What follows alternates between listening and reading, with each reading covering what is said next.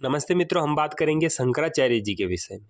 शंकराचार्य जी ने पौराणिक पाखंडियों की धज्जियां उड़ाकर उनको सत्य बता दिया कि ये पाखंड तुम क्यों करते हो।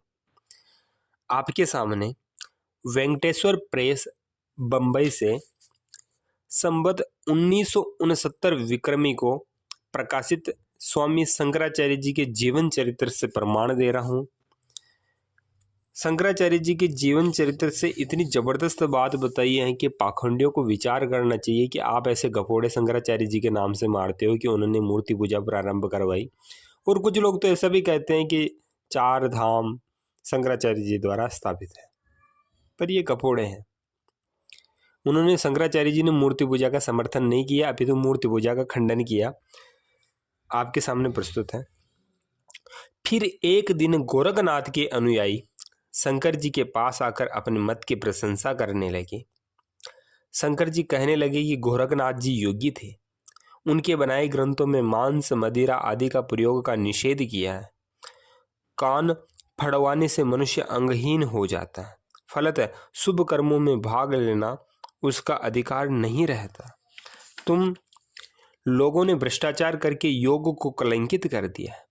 चेतन ब्रह्म की उपासना छोड़कर भैरवादी की उपासना में तुमने अपना जन्म ही व्यर्थ खो दिया। शंकराचार्य जीवन चरित्र पृष्ठ नंबर 76 और 77 पे यह बात लिखी हुई है। इन स्वार्थियों ने परमपिता परमात्मा चेतन ब्रह्म की उपासना छोड़कर भैरव की उपासना करने लगे तो अपना जन्म व्यर्थ खो रहे हो तुम। ये भैरव का उन्होंने साफ साफ खंडन कर दिए हैं कि जो लोग भैरव को मानते हैं उनका शंकराचार्य जी समर्थन नहीं करते। और ब्रह्म की उपासना के बारे में कहते हैं कि ब्रह्म की उपासना करनी चाहिए। ऐसे ऐसे स्वार्थियों ने शंकराचार्य जी के नाम पर पाखंड खोला है जिसकी कोई सीमा नहीं है। और एक और प्रमाण देखिए। फिर एक दिन तुलसी के उपासक शंकर जी के पास आकर तुलसी की स्तुति करने लगे। शंकर जी ने कहा, तुलसी भी एक वन का वृक्ष है, वह विशेष ज्ञान आदि शून्य है, उसकी उपासना से तुमको वही योनि मिलेगी। याद रखिए, जो जिसकी उपासना करता है वह उसी को प्राप्त होता है। जो तुलसी पीपल बड़ इत्यादि वृक्षों की उपासना करेगा वह उन्हीं वृक्षों की योनियों में जाएगा।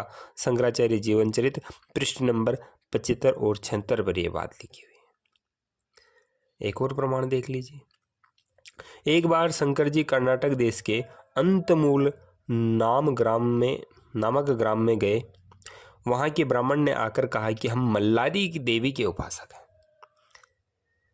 शंकर जी ने कहा कि तुम्हारे देवता का नाम भी किसी पुस्तक में लिखा हुआ नहीं मिलता, यह देवता भी तुम्हारी कपोल कल्पना है। तुम ब्राह्मण होकर अब्राह्मणों के कर्म करते हो। अपने कर्तव्यों को जानो और वेद को पढ़ो। देखो, चेतन ब्रह्म की उपासना वेद में लिखी हुई है। कितनी जबरदस्त बात कही। चेतन ब्रह्म की उपासना वेद में लिखी हुई है। कपोल कल्पना और नए नए देवताओं को बनाना, जैसे कि आजकल खाटू बाबा को बना रखा है, उसका नाम कौन से वेदों में है, कौन से दर्शनों में है, कौन से आर्ट्स शास्त्रों में है, पर गपोड़े हैं। एक और देख लीजिए। फिर उस नगर में कापालिक मत भैरव का उपासक एक भी न रहा, क्योंकि भैरव एक उसका ही कल्पना किया हुआ देवता था। यदि वह सच्चा होता तो अपने उपासकों की कुछ तो सहायता करता, किंतु उसने उसकी कुछ भी सहायता नहीं की। जैसा कि भयानक मूर्ति वाला उन्होंने अपना भैरव मान रखा है, वैसा ही भयानक कुत्ता भी उसका वाहन ही है। ऐसा ही भ्रष्ट भैरव का खाना भी कल्पना किया हुआ है। यथा यज्ञस्ता बलि है। इस प्रकार काली के उपासकों ने काली देवी तथा शीतला के उपासकों ने शीतला देवी, इन दोनों का वाहन गंधर्व कल्पित किया है।